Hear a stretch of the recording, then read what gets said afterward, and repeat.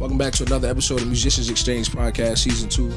The season right here is going to be in regards to musicians and their finances and things like that. I'm probably going to label it, fixed income versus check to check. I got some of my good friends here with me. I'll let them introduce themselves. Hello, my name is Lakeisha. I am a financial counselor. I was in the marching band, middle school, high school, college, so familiar with musicians and things that they go through. So, yeah, that's me. What's going on? I'm Garrick. Greensboro native, relocated to Durham, North Carolina, and attended North Carolina Central University. And I was also in the band at NCCU, and I marched trumpet, and I played piano and a little bit of organ as well. And I right now work full-time. I'm a banker as well as a full-time musician, a church musician. Yeah. Dope. And did you guys march together or what? Or separate years or what? We overlapped some years. Okay. Yeah. Okay. So I marched from 2007 to 2011. Word. Yeah, I was there from 05 to 08, and then again in grad school for 2010 and 11. That's what's up. Yeah. That's what's up. All right, well, that's just a little bit about him, moving forward, I just want to give you a little bit about him, but moving forward, what we'll do is in this episode, we're going to talk about a little bit about savings, investing, spending habits, and multiple streams of income for musicians, because it's a big topic, man. Me and Garrick was talking prior to the recording that, it's a lot of areas where musicians need help and guidance and also can, step into different lanes. So, yeah, we'll jump right in. What y'all want to talk about? Where we at?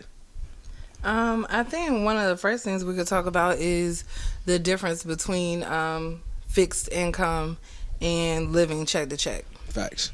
So a lot of people, when you think about fixed income, you typically think about older population, like our elderly who are living off of retirement checks, or people who may be disabled and wait for a disability check every month. But there's also a different, aspect that we could play into living check to check, living on a fixed income, which is basically people who have salaries. So if you have a salary position and your every check is exactly the same, then you're still technically living on a fixed income versus someone who is living check to check. If you're living check to check, that's more so someone who doesn't have enough money to make ends meet. You're running out of finances before we get to the next check, struggling to pay bills, often overspending and running yourself into debt. That's good. Monthly, so. That's good. I mean, to chime in on that part, I'm glad that you say, you're like on salary, because some musicians are on salary. Right. At their church, and that still could fall under fixed income. Check to check, because you could be fired, unless you're under contract situations. But I mean, what you think about it? What do you think your difference is? Yeah, I look at fixed income a bit different. I think it has maybe an unpopular or negative connotation, but everybody, an average working adult, should be in a fixed income, as in, the amount of money or an average of the amount of money that you make each month versus the amount of bills and expenses that you have going out and what you can afford and what you can't afford. And I think where you have to be careful is living check to check. Yes, you're getting by, but are you preparing for the future? And understanding that the future is now, but it's also next week, next month, when you have a child, when you have multiple children, when it's time for those children to go to college, when it's time to make big purchases like a home or even a vehicle. You have to prepare for those things, and so you should always be living on a fixed income, even if you have an abundance of money coming in. So I think that the slight negative connotation with fixed income should definitely be a positive one. I'm glad to live on a fixed income. That means I got everything I need, and I'm putting a little to the side, tuck in my pocket, Right. That's definitely a different way to think about fixed income. Yeah, but that's. I would have thought steady was check to check was like a negative outlook, but that's perspective, bro. Like I think that's dope. That's dope. So I mean, I feel like we did a good job of explaining what we feel, the difference between fixed income and living check to check, and it's not bad. I mean, it's to each his own. As long as you surviving, I guess. Hopefully, you want to think about the future, always. But I mean, moving on. I mean, that was a good one. That was a good one. Savings. Let's jump right into that, bro. So, I feel that savings should be a bill. If you consider it's something that you have to pay towards every month, if you budget savings in, and it ties into budgeting. But if you set aside money for bills and set aside money for savings just as it was a bill, you never have to worry about having to save. See, I think what happens is people get in the mindset, oh, I have to save this, like I have to, like if you think of it something that you need monthly versus something that you have to do that you don't necessarily want to do, then it becomes so much easier, and it's just like second nature that you say, like, my savings account is one of my bills. Right. I budget that in. I have to contribute money to my savings account every single time I get paid. Like, and I don't even give myself the option. Right. That's right. It comes out automatically. That's what's up. Just like that cookout tray. That's what's up. Hello. Just like that cookout tray. Hello. That's real. I mean, you, Garrick, what you think? I've learned a lot about savings working in the financial sector. I don't know if I want to touch completely looking at savings and something called a nest egg. And I think I got that in another point. But savings account, so important, so needed, but like Keisha said, it has to be an automatic thing. And so I think it also comes down to knowing yourself and knowing your spending habits and what what you struggle with. If you don't manage your money well, get someone to help you manage it. So I think that's some people like, you make money to spend it, or sometimes that's a cover up as in, I don't know how to manage my money. So I think the effective way is, one, to hire someone or get free help.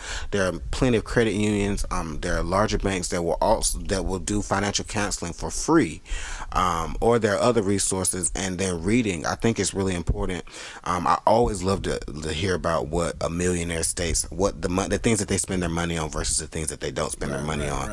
And I think when it comes to savings, everyone has to sacrifice something different in order to save, and it's what you're willing to do. And then if you can't manage that money, all right, that's something that I have to figure out. How can I manage my money? What do I need to do in order to manage my money so that I can save?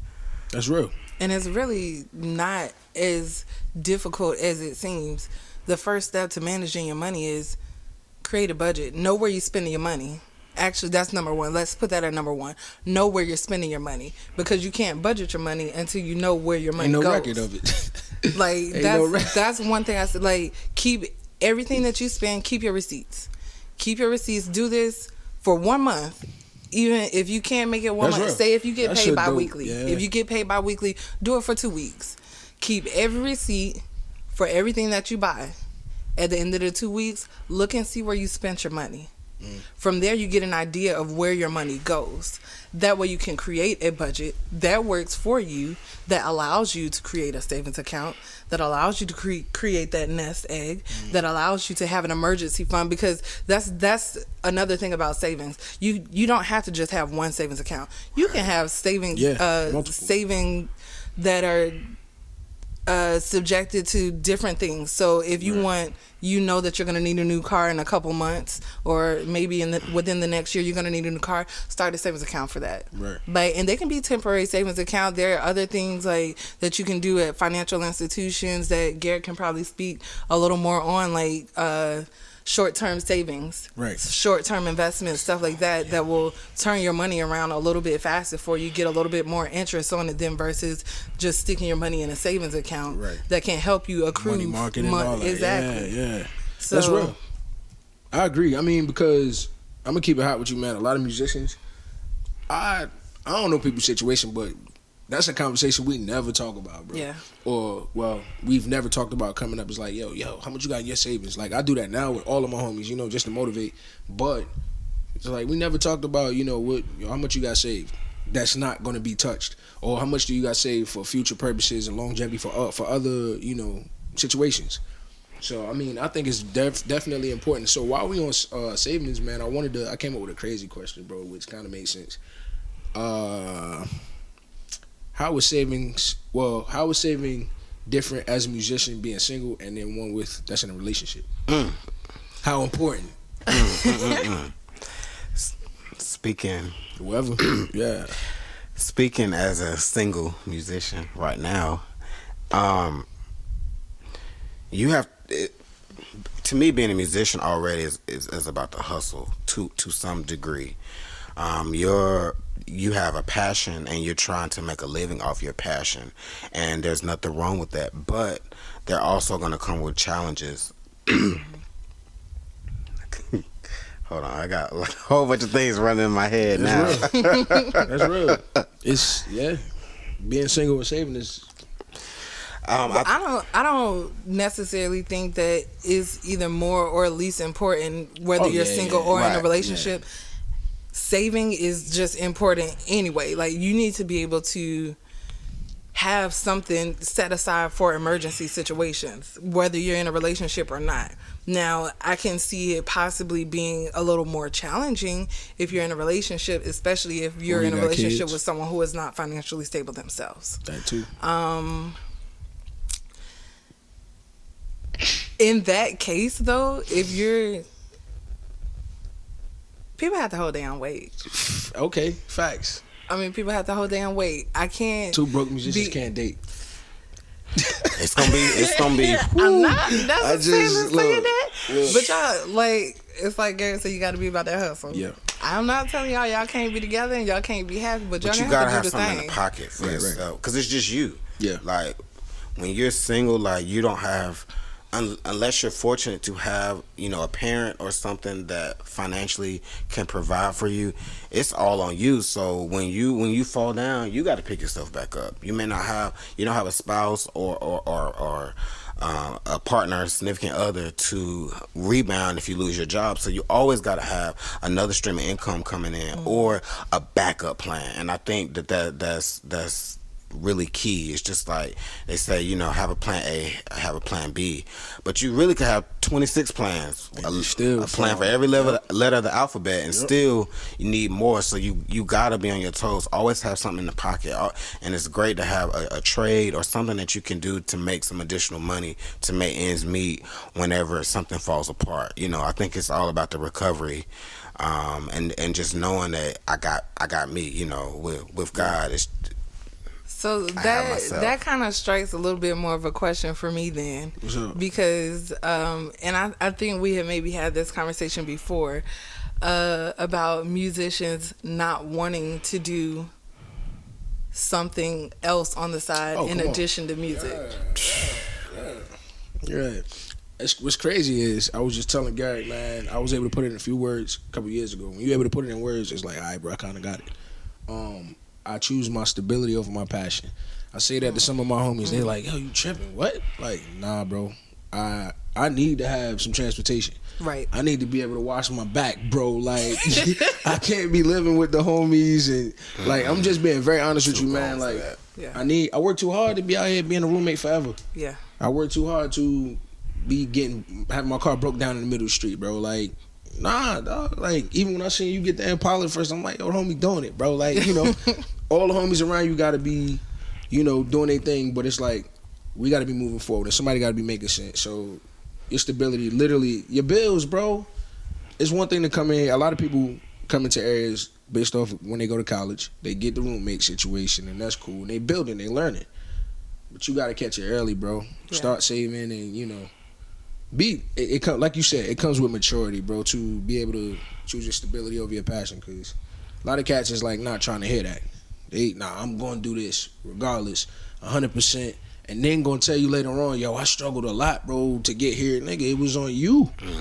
It was on you. That's true. But you know what, though? If it's just that person, if it's just you in the situation, if that's what you choose to do, that is what you choose to do. But when you out here, call yourself, An someone's adult. husband, someone's Yeah. wife, someone's mom, someone's dad. You got to think about somebody else at that point. You can't drag people That's real. through the struggle with you. And you have to prepare for that. If you know, all right, I'm looking for my wife. I want to be in a financial place when she comes, Lord. When she comes, I'm there. Are you there? Like I'm good. But let's talk. You know what I'm saying? Have yourself prepared for the future. Right. And I think that's really key. Being single or in a relationship is you have to think about the future, because yes, that nice new car looks great right now, but in 10 years, But not that $500 car payment. Give it 3 months. Give it 3 months. And when that car breaks down and you can barely afford the payment, but you cannot afford the maintenance. The diagnostic, the $200 diagnostic fee at Firestone. Wait, I gotta go do a gig real quick. In order to get your car diagnosed for a problem that you can't afford to fix because you neglected to realize that the maintenance on your BMW was going to be more than the car payment each month. Now the car has been repoed, or it's now sitting on 147. That's what I'm saying. Like, You definitely got to be smart about your priorities. even with kids, a Yes. lot of musicians have kids. I don't know if they on top of their game. I don't know too many musicians that have houses. Not saying houses matter or means you above anybody or it's material, whatever. But it does show a sign of stability. You know what I mean? So, like, you should have a savings as a musician, bro, with kids. Let alone, bro, like, let alone me. You was just talking about it, man. Like, they be out at all these little shows and stuff like that, but their kids hungry or like. Right. Robbing Peter to pay Paul. Yeah, like nah, bro, just nah. But it's important to have a savings as a musician. It is. It's very important to look into savings as a musician. Don't be scared. Don't be scared. Like you said, some people try to hide it behind bad spending habits and stuff like that. Even if you're a hustler, man, you got to put something up. Look, Ghost put something up. Tommy, we talking about power. You know what I mean? Like, so I think it's very important for savings. I mean, and it also, on the mental side, it could cause a strain on your relationship. If your girl tired of you not carrying your weight, like you said, nigga, that's terrible. That's a terrible reason to, you know what I mean? What are you doing it for if part of your goal is not to bring in income and revenue, I guess. But yeah, let's move on. We can move on to what y'all think? Spending? In what order, or how would you, at being a musician, suppose you're a full-time musician. Okay. What would you put in order to say, like, this is worth this before this? Bills, transportation, family, relationships, date nights. Because you on a check-to-check basis. Whew, So yeah, you go ahead. for me, it's hard to say this, but I believe your bills are the most important. And I say it's hard to say that because you're like, nah, like, I gotta get equipment. But if you aren't handling your bills, then you're not handling your transportation, you're not handling your equipment, because you cannot afford it, because you can't afford the basic needs to allow you a good night's rest so that you can get up and make your money, or play, or food so that you can be properly nourished and well maintained, and your children so that they can go to school or whatever, do the things that they need to do. So you have to take care of your bills, and then making sure you have reliable transportation. Is nothing worse than someone who is always late, or who you can't go get the money. The money is there, but you can't go get it because you have no way to get it. I get that. I get that. But I also kind of feel like, and don't get me wrong, because if it's me, like, I gotta have a place to live first. But if I'm a full-time musician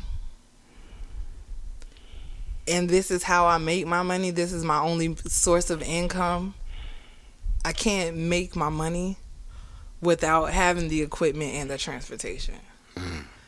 So that's kind of tough. Like, do preference? I spend the money on bills? Or do I spend the money on this light bill that I could pay tomorrow or 2 to 3 days so I can go get this amp for this gig tomorrow night and have the money. Time restraints, okay. So, But like, it's being a musician.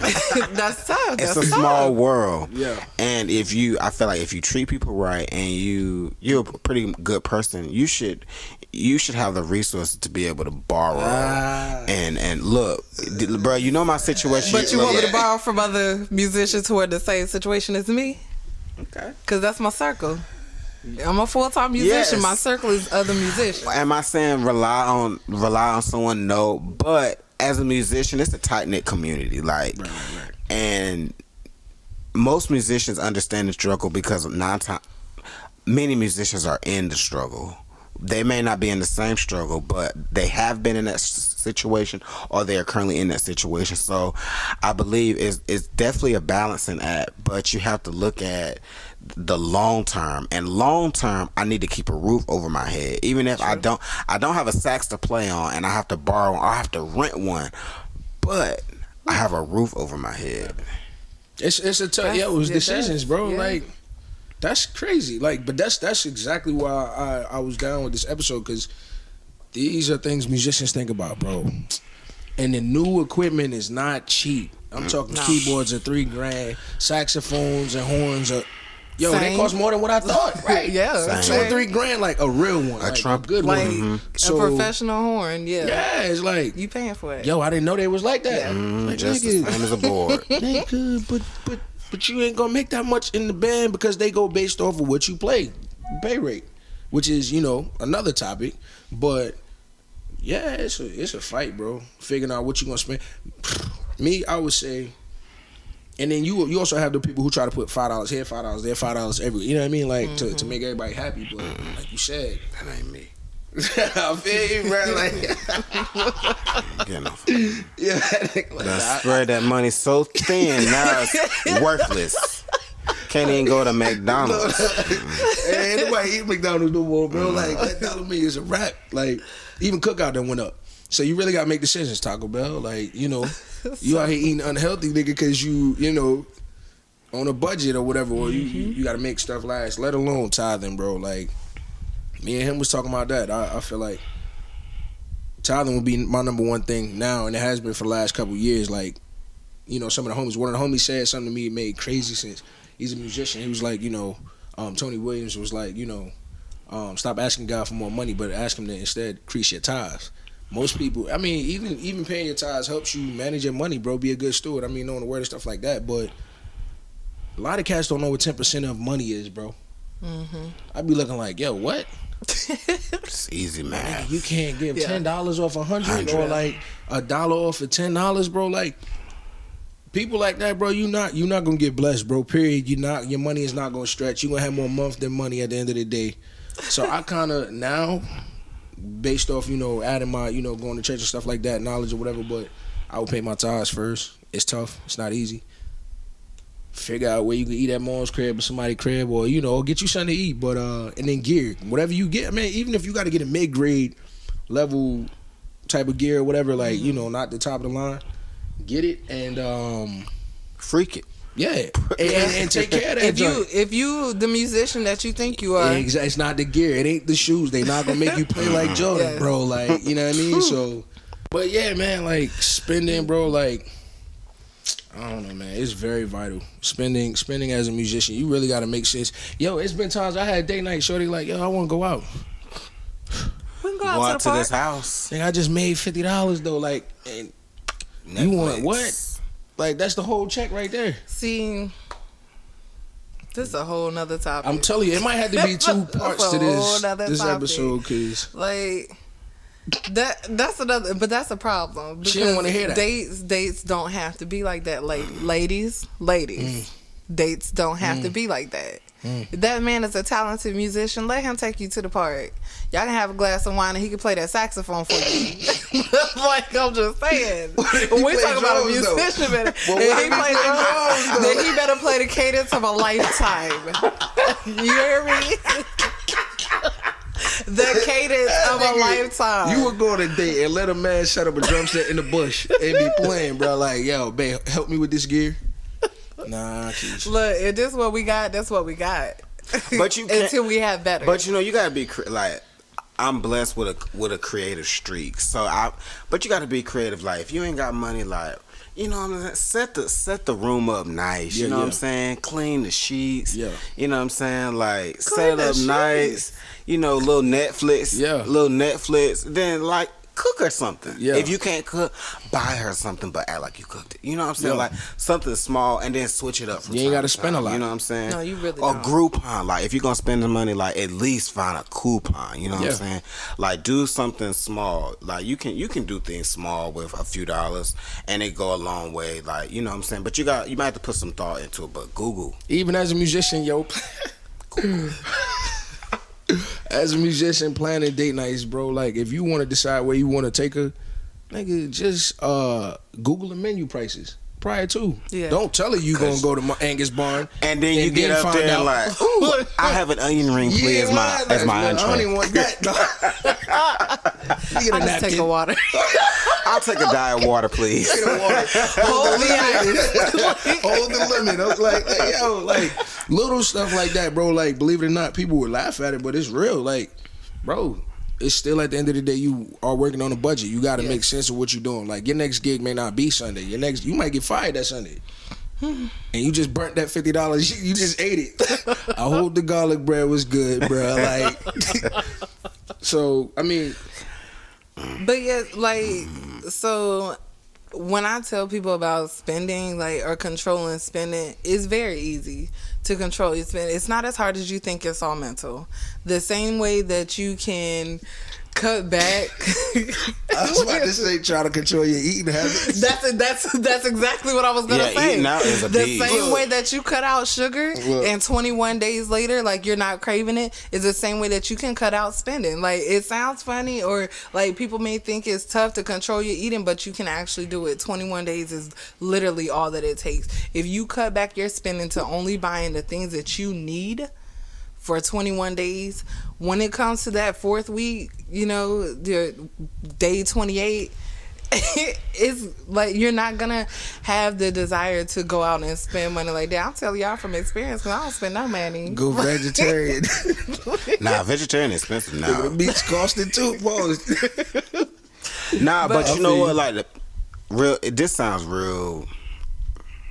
A peanut butter and jelly sandwich twice a week at lunch. I'm trying to tell you, So they go a long way. will save you mad dollars. Bruh, it sound crazy. You get you a bag of some chips. oregano on top of it. This is herbs. Herbs and spices. But I'm telling you, like, PB&Js are really, like, they're actually filling. You might have to make two.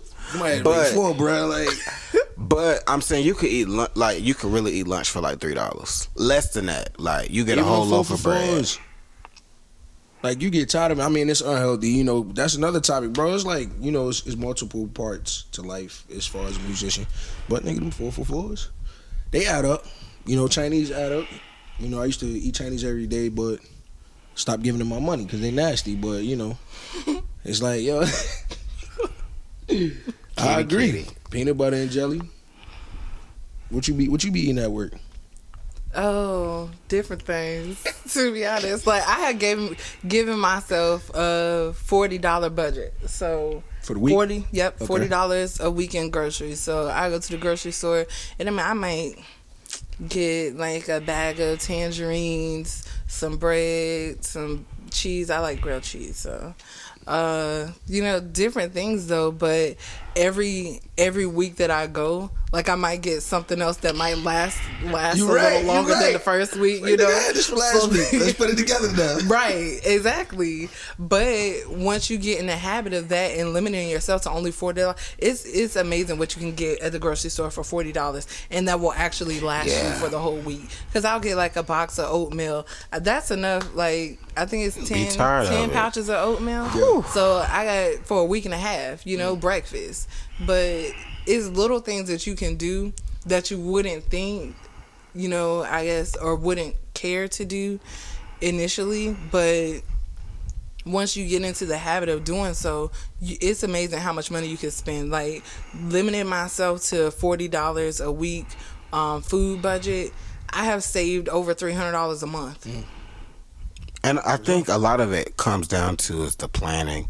And I'm saying this to someone out here, but I'm talking to myself too. Like, especially with a gigging musician or someone who is full-time musician, and you might have three gigs in one day, or 3 church services, or you might work full-time. You have kids. Like, you're constantly on the go. You have to prepare for those situations, and that is really tough. Like, that's tough for me to do, and it's something that you have to continue to work on. But it's like, if you know, all right, I got my full-time, I got rehearsal, I got a second rehearsal, and then I have to come home and get ready for the next day. I have to spend time with my kids.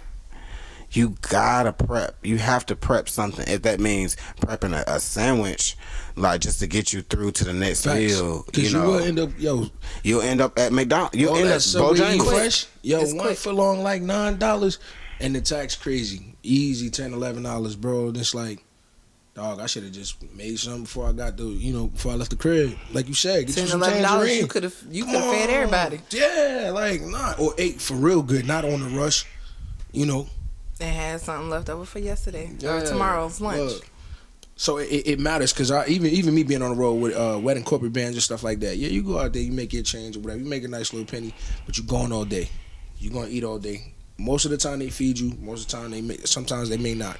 You gotta prep for all that. 4 or 5 in the morning, you waking up on the van, bro, on the way home, and they stopping for gas, and you, nigga, I'm finna pig out right out here at this wild or whatever, you know what I mean? Just because you just made your money and all that, but you gotta think, when you get back home, bro, you still gotta add up. So it matters, yo. Like, eat a little bit, and then eat at the venue, and then, if you gotta get a snack on the way back, but, make sense of what you're doing with your spending habits and stuff like that. I wanted to jump into investing. What's some good tips and pointers? Do you think it's good for musicians to invest, being on a fixed or check-to-check income? I think investing is tremendously, yes, and it's tremendously important. I think a lot of musicians, they start out young, they getting their first couple checks or whatever, and they have no clue about investing. But the earlier you start to invest, the more you can reap the benefits later. And I desire to once be an old person. I want to age nice, gracefully, whatever you want to call it. But in order to do that, I have to prepare for that future. And I think it's really, it sounds really, it's a daunting task to do, but small pennies really do matter. Like, the small change really does matter. And working in the financial sector, there's so many avenues to save money, and there's so many different things that you can get involved in. But you have to research and understand. Everything is not for everybody. But there's so many short-term options. I mean, you have CDs, you have savings accounts, you have money market accounts, you have savings bonds, T-bonds, government issue bonds, things that you can make some return off. Are you going to get rich off of it? No. But if you invest $1,000 and in the course of a year you make $100 in addition to your $1,000 back, while that does not sound like much, if you're monetizing your money correctly and able to do this here, do this there, all that money really does add up. So I think it's important you have young musicians out here, you need an IRA. Yes, you do. You need a 401k. Like, you have to think about, so if you plan, or if you plan not to be employed by an employer that is going to provide those things for you, you have to provide. You have to, because you don't want to be the old fool at 40 who has no savings and who has no IRA, and then when you're 50, you're enrolled in a class on what I need to do in order to create an IRA in 10 years by the time I retire. And then when you're 60, you can't retire and you have to work for the rest of your life. Yeah. That's not what you want to do. An IRA is definitely your way to go, like, if you plan on being self-employed. Because the IRA is a long-term investment. You're going to waive the ups and downs of the market. And when we talk about market, we're talking about your stocks and bonds. Wall Street, all those things are investments. They have ups and downs. It's just like the Roaring '20s when you had the Great Depression. Those things rebound. So when you invest in a long term situation such as an IRA, you're going with the ebbs and flows of a market. So the ups and downs. But over the long haul, your money is doing a steady incline. It's going up and down, but it's steadily increasing. And one big thing to research is Google. Interest, compounding daily, and what those things mean. That's something that you have to go in and look at yourself. But understanding interest and how your money works for you. I once read a book that the premise of the book was, do you attract money? And that's something to really think about. It takes money to make money, but it's easier to make money when you have money. That's very true. When you have no money, it's like, dog, nothing's coming in. But when the money is rolling in, it's like a magnet. It's magnetic. So you have to like really hone in on, all right, how do I attract money? Like, do I repel money? You know what I'm saying? Like, and that's another point or pause to just Google how to attract money. You just start reading up on it. I need to Google that now. Yeah. So I need to attract all the money that I can. and a lot of things like the Dave Ramsey is good. Yeah, man. The snowball effect. If you have a lot of debt, read into the snowball effect. Just Google snowball effect Dave Ramsey. A million things will come up. That can really help you get on top of your debt. But you have, like I said, you have to understand who you are as a person and your money management skills. Recently, I'm 30, but I didn't have a major credit card until I was about 29. But what let me tell you, I spent like 4 months researching credit cards because like so many people getting credit card debt, and it's very, I don't understand how people get in so much insurmountable debt so quickly. But understanding a credit card and how it works, you can make credit cards work for you. And so what I did, I found a credit card that was good for me that offered 5% cashback rewards on different things per quarter. And in the time of a year and a half, I've been able to make about $500 just off the cash back, and it's a dollar for dollar value. So what do? I found a card that offered no interest for 15 months. I charged just about all of my bills on my credit card, and I paid it monthly. I did not let a balance continue to roll over. And if there was a time that something came up, like a car repair, which did happen, I had like a $2,000 car repair. Like I had money in my savings to eat that up. So I was able to make money. I'm spending money on things that I have to spend money. We're talking about your water bill, your light bill, exactly your internet. Things. Even when you have to buy, I mean, in a business profession, you have to buy clothes. There are things you have to buy, and why not make money off of it? Mm-hmm. But you have to realize, okay, these people are giving me money. What's the catch? So look at the terms and conditions. Like if you don't pay, what is trailing interest? Trailing interest is you're not paying your complete balance from the previous cycle, so that the company's charging you interest based off those purchases. Mm-hmm. So you have to look at things like that, but learn how to work the system, how to make the money work for you. And everybody may not be good with a credit card. That may not be a great option for you, but look into a home purchase, gaining equity. Like there's so many ways to make money, but you have to teach yourself. You know what I'm saying? You have Google, y'all. Yeah. Google, and that's it's like your best friend. I agree, bro.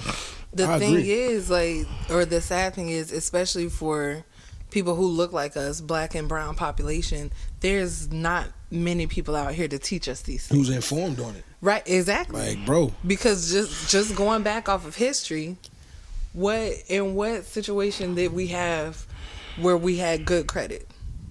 We were always in debt to our slave masters, in debt to our sharecroppers. Like, there was never a good situation in history where people who look like us had a good credit or had investments, had money to make investments. So now coming forward, going into 2020, where we're becoming more or gathering more wealth in our communities, it's our responsibility to make sure that we actually educate our children, our successors, on these things as well. So it's a good thing that we're discussing this, especially for the musician population, because in a lot of situations, they don't have this information.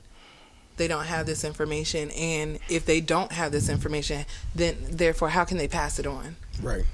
So this is a good conversation. This is a good topic piece, and I definitely hope that people take heed to a lot of the information that is going out. I know we've been laughing and joking, but this is some serious information. Yeah. And I mean, I would, you know, to piggyback off of both of what you guys said, you know, a lot of musicians, they don't, like, they move off of peer pressure. Right. Oh, nah, it ain't cool. Long as you got money, long as you look cool, long as your gear's on point. Nah, bro, like, do not be scared to Google stuff. Don't be scared to go in the bank and find out what an IRA is, or, you know, a 401k. Don't be scared to, you know, like, read up on some stuff, man. Like, different apps and Acorns, bro. I done used Ibotta for saving grocery. I'm using the Get Upside app for gas. Not that I have to, but I'm like, look, bro, I'm trying to get all my money back. Right, exactly. I just downloaded the Upside. I said, the gas app. Bro, what? I've been using it cashed out 2 or 3 times, and it's like, yo, this joint actually works. I ain't got to worry about no taxes, none of that, like, tax-free stuff. But my thing is this, like, stay informed on it, man, and, you know, don't be scared to jump out there and learn about it, bro. And don't tell so much of what you're doing until you know, you've capitalized on it, or you successful at it. Then share it with your homies. Mm-hmm. Share it with your musician homies. There's nothing wrong with having a savings account, bro. I don't care if you're saving $5. Every time you buy a cookout tray, you gotta put $5 up. That's another thing. People feel like because they don't have a lot of money to put aside, they can't. Like, if you only put aside $5 a month, or $5 a pay period, or $5 per gig you do, that's still $5 more that you have saved. If you do 100 gigs at $5, that's $500 that you. And I think you have to. There are a lot of small things. Like, one thing that I know that I do, I think you do the change jar. Mm-hmm. I'm telling y'all, last year I went on vacation. I did a cruise. Stop walking over pennies. Yeah. Pick them up. Pick those pennies. I don't care if they're tails, get on your Jew heads, move. all. But real talk, like, I went on a cruise and I saved $250 over the course of a year just by pocketing change. And like $250 for me, that's a lot.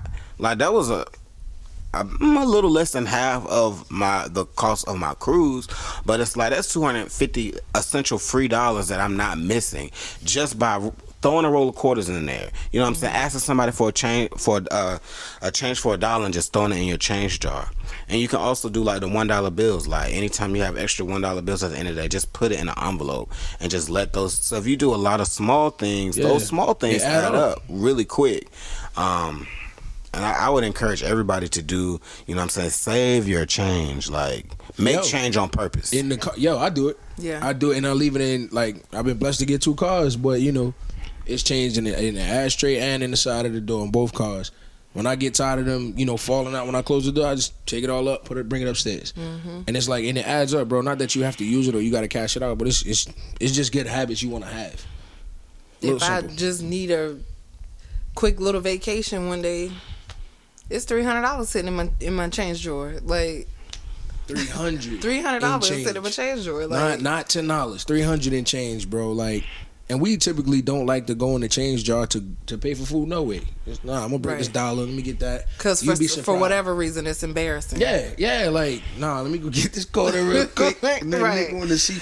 But aside from that, man, like, while we speaking on investing, saving, and spending, I feel like it's important for musicians to have multiple forms of, I don't know how you want to say it, multiple ways to receive payments, bro. I'm so sick of cats cashing their check at the check cashing place, or open a bank account. They're free.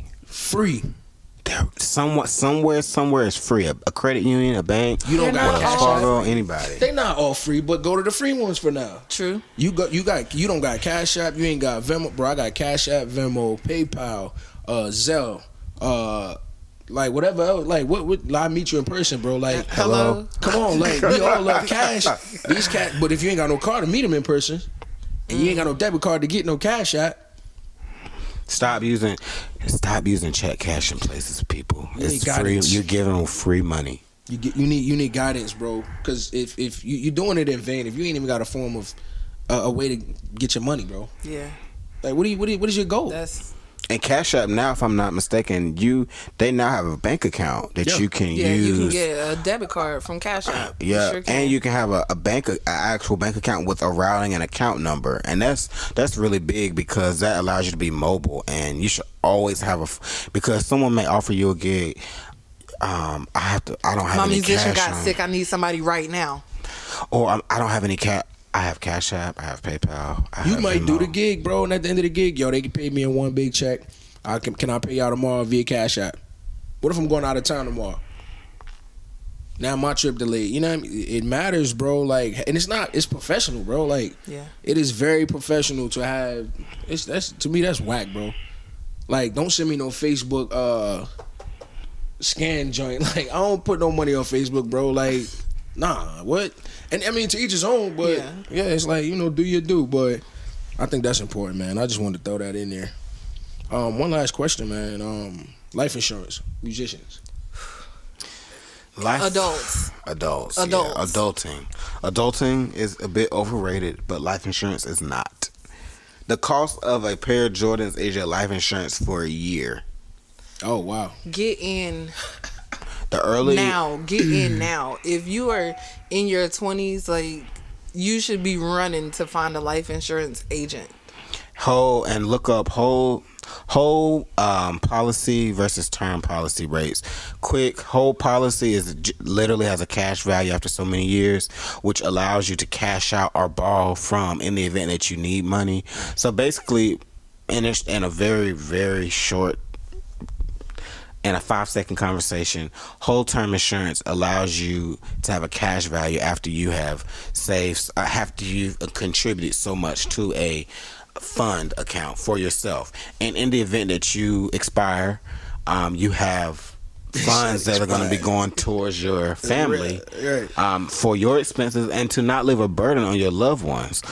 Term life insurance is also good, but it's for a specific term, and it's great to have both because we all going to expire someday. Like, it's unfortunate, but it's just the truth.